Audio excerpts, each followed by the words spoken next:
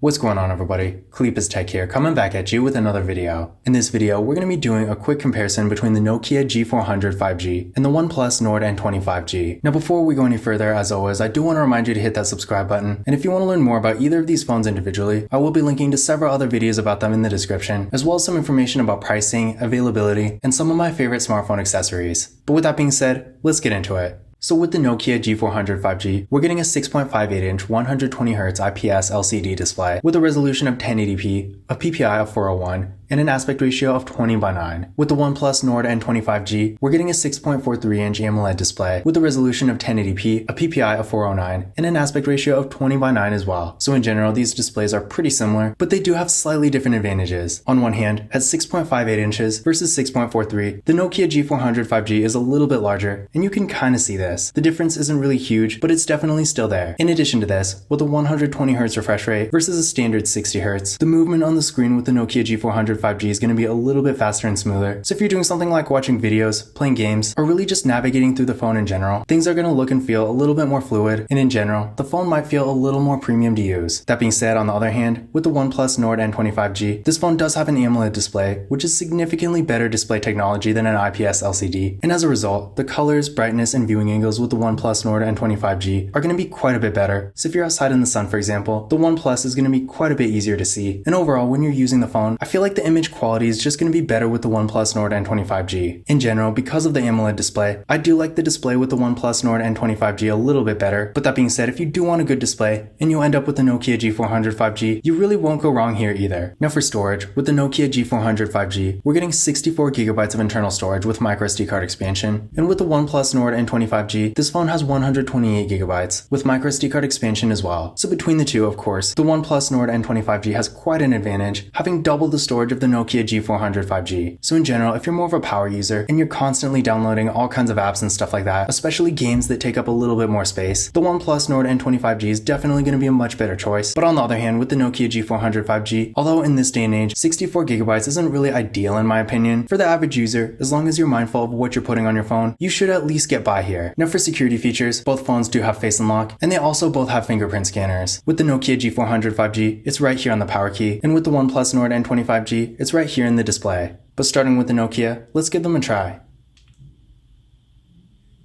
There we go, one more time. And there we go. And onto the OnePlus. There we go, one more time.